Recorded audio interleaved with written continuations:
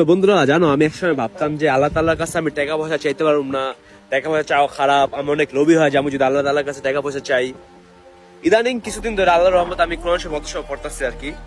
তো এই অর্থসহ পড়ার মাঝখানে আমি একটা আয়াত পাইছি, সূরা সদের 35 নম্বর আয়াত, যে আসে আমার কাছে ক্ষমা চাইতে লাগলো এবং আমার কাছে এই দোয়া করলো যে আল্লাহ তুমি আমাকে এমন রাজত্ব দান করো যে আমার পর কারো বাঞ্ছনীয় যাতে না হয়, নিশ্চয়ই তুমি মহাদাতা। তারপরে আয়াতগুলো আল্লাহ তাআলা কি বলছে দেখো, বাতাসকে তার আজ্ঞাধীন করে দিলাম, এই বাতাস তার আদেশ মতো সে যেখানে যেতে চায় সেখানে নিয়ে যায়, এবং আরো আমি তার আজ্ঞাধীন করে দিলাম দুষ্ট জিনদেরকে যাদের কিছু ছিল শিকলে বাধা। তারপর আল্লাহ তাআলা এটাও বলছে, তো এটা হচ্ছে আমার দান, এর মধ্যে তুমি যাকে তাকে অনুগ্রহ করে দান করতে পারো বা নাও করতে পারো, তোমার কোনো হিসাব নেওয়া হবে না। সম্পদ চাওয়া, টাকা পয়সা চাওয়ার কত সুন্দর একটা ওয়ে করে দিছে যে আল্লাহ তুমি আমাকে ক্ষমা করো, আমাকে এমন রাজত্ব দান করো যা আমার পর কেউ না পাক।